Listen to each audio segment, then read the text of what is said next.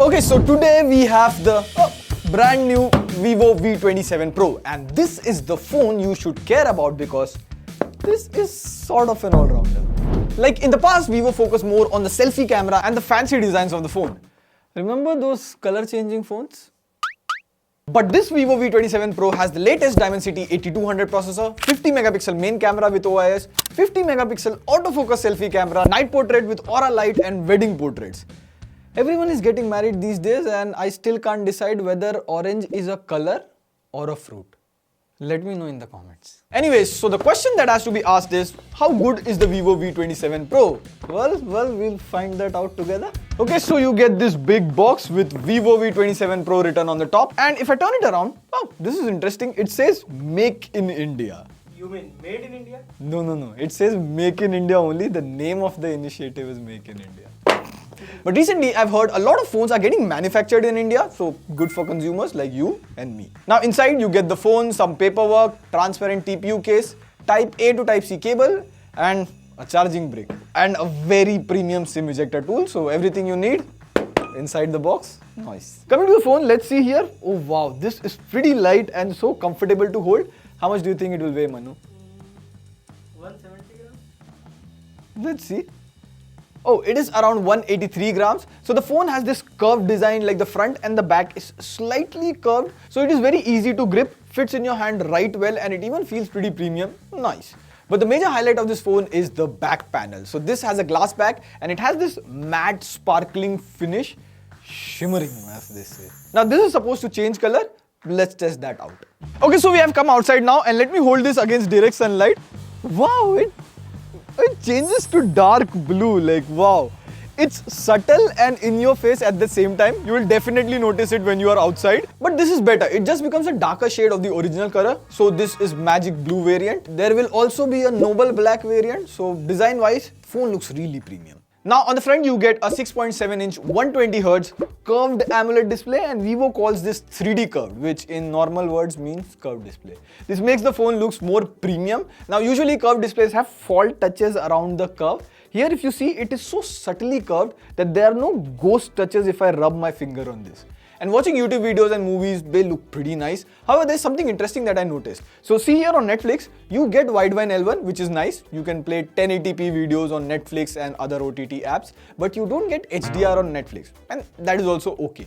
But now if you go on YouTube and search for something HDR, like this trailer of Fast X, see the screen is pretty dim. Even with full brightness, the video seems pretty dim. But if I play the same trailer non-HDR version, the screen is pretty bright and vibrant. So maybe there is the HDR thing here, which should probably be fixed with a software update. Also, you get an in-display fingerprint scanner and it is pretty fast and accurate. Coming to the speakers, have a listen.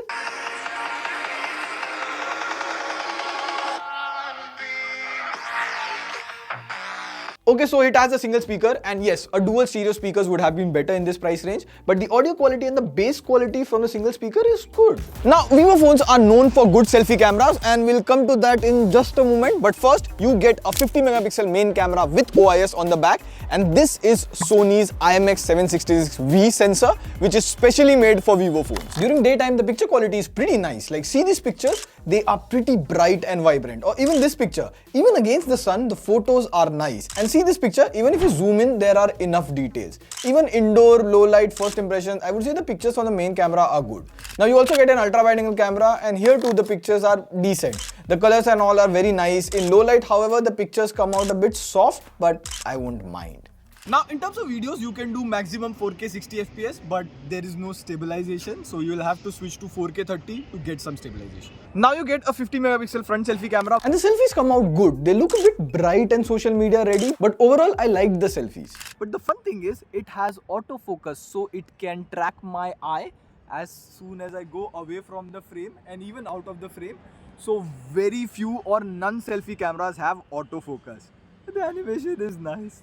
And you can have an idea of the video and mic quality as well as the stabilization. I think vloggers and Instagram artists will really like this. Manu sir, Also, Vivo has added cool features in the camera, like firstly, you have wedding portrait mode. So if I go in portrait, select style and then wedding, this has 3 color settings. You can tap and change it. Now see, the picture has a wedding effect, like the background blur is good and it has this nice warm tone that you find in wedding photos. Also, you have this night portrait with aura light at the back, which is very handy when taking photos and videos in low light. Like just have a look at before and after. Now, this phone comes with the latest Dimensity 8200 processor, 8GB LPDDR5 RAM and 128GB UFS 3.1 storage. And in daily regular use, opening apps, browsing the web, switching apps, the phone seems to be working pretty smooth. There is no lag in multitasking or anything. On AnTuTu, let's see how much it scores. Oh, you get 8,42,000, which is good for this processor. It is similar to Snapdragon 888 Plus. And regarding games, one interesting thing that I noticed, on both PUBG New State and Call of Duty, you can play 90 FPS, and this is something I've noticed with iQOO and Vivo phones coming out in 2023. Let me show you while gaming. First of all, 90 FPS feels so smooth, like even just roaming in around, running and looking around, it feels smoother. Boom, headshot. Okay, so gameplay wise, I would say the phone performs pretty good, and there is also a vapor chamber cooling here, so it didn't overheat or anything. So performance wise, I would say the Vivo V27 Pro for the price is pretty decent. Now out of the box, this runs on Android 13 and you get FunTouch OS here. This is Vivo's custom skin. So you get some cool features. Like if I have a YouTube video or WhatsApp running in the background, if I drag down the notification shade, see it shows me here a list of the active apps. If I want, I can just stop them right here. But my favorite feature is this kinetic wallpaper. So as you walk through the day, as your steps increases, the flower will blossom more. However, this is FunTouch OS, so you do get a bit of bloatwares like Snapchat and all, which you want, you can easily uninstall. Okay, so you get a 4600 mAh battery here, and in medium to heavy usage, it can easily last you 1 day. Also, you get 66 watts fast charging, so you can go 0 to 100 in about 45 minutes or so. And you get all the necessary sensors, and you get 7 bands of 5G. Let's see how much speed it gives. I have a JioSIM installed, and I'm getting around 800 Mbps of 5G speed, which is good. Okay, so that was the new Vivo V27 Pro. So to answer the question, are these specs good for the price? Well, frankly, there is no official word on the pricing, but as far as I can make a guess, if it is priced under 40,000, then it will be a really good phone, because this feels like a premium phone, like the camera specs and overall design. I really liked it. And of course, this is an offline phone, so you will be getting good discounts and a better trade-in offer in offline stores. So do check out if you're considering this phone. However, this was just a first impression of the video. Let us know in the comment section what you felt about this. And if you want us to compare it with other phone, on that note, this is Pradeep signing off. See you in the next video. Pew, pew, pew.